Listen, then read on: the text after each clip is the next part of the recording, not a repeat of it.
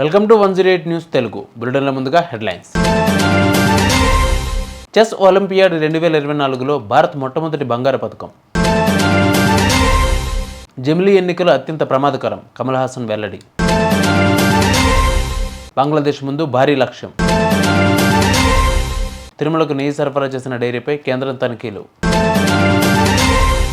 ఇకపై ప్రతి ఒక్కరికి బయోమెట్రిక్ తప్పనిసరి.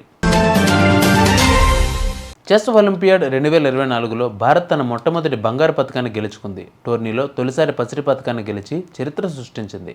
ఓపెన్ సెక్షన్లో భారత్ మరో రౌండ్ మిగిలి ఉండగానే 19 పాయింట్లతో అగ్రస్థానంలో నిలిచింది. అమెరికా ప్లేయర్ ఫ్యాబియానో కరువానను దుమిరాజు గుకేష్ ఓడించారు. ఈయన నవంబర్లో జరిగే ప్రపంచ ఛాంపియన్షిప్లో తలపడనున్నారు. కాగా 2020లో రష్యాతో కలిసి భారత్ సంయుక్త విజేతగా నిలిచింది.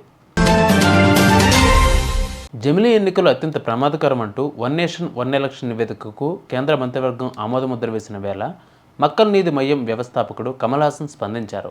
ఒకే దేశం ఒకే ఎన్నిక దేశానికి అత్యంత ప్రమాదకరమని అన్నారు. ఈ ప్రతిపాదన లోపభూయిష్టంగా ఉందన్నారు. దేశానికి ఈ విధానం అవసరం లేదన్న కమల్ హాసన్ భవిష్యత్తులో కూడా ఇది అనవసరమని వ్యాఖ్యానించారు. బంగ్లాదేశ్ ముందు భారీ లక్ష్యం ఉంది.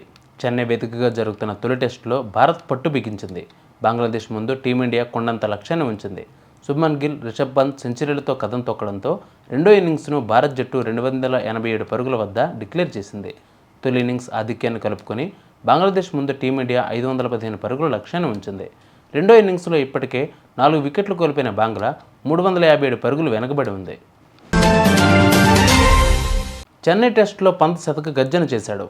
చెన్నై చెపాక్ వేదికగా జరుగుతున్న తొలి టెస్టులో భారత్ పట్టు బిగించింది. భారీ ఆధిక్యం దిశగా దూసుకుపోతోంది. ఈ క్రమంలో team India star player Rishabh Pant సెంచరీతో చెలరేగాడు. వన్డే తరహాలో బ్యాటింగ్ చేసిన పంత్ కేవలం 124 బంతుల్లో సెంచరీ సాధించాడు. టెస్టుల్లో 6 సెంచరీలు చేసిన పంత్ ధోనీ సెంచరీల రికార్డును సమం చేశాడు. మొత్తంగా 128 బంతుల్లో 13 ఫోర్లు 4 సిక్స్లతో 109 పరుగులు చేసి అవుట్ అయ్యాడు.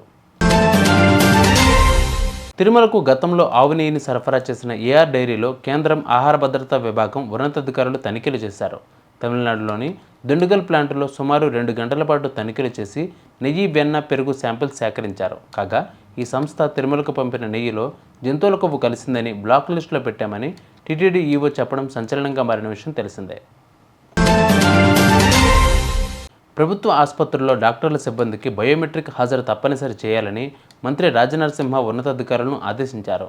డ్యూటీ సమయంలో వారు ఆసుపత్రిలోనే ఉండేలా చర్యలు తీసుకోవాలన్నారు. బయోమెట్రిక్ మిషన్లు ఉన్న చోట సీసీ కెమెరాలు ఏర్పాటు చేయాలని, ఇన్ అండ్ అవుట్ హాజరును నమోదు చేయాలని సూచించారు. నెలలో కనీసం 2 సార్లు ఆసుపత్రుల్లో ఆకస్మిక తనిఖీలు చేయాలన్నారు. చూస్తారుగా ఇవి వాళ్ళ బులెటిన్ అప్డేట్స్. మరిన్ని అప్డేట్స్తో మళ్ళీ మీ ముందుకు వస్తాను. అంతవరకు కీప్ వాచింగ్ 108 న్యూస్ తెలుగు.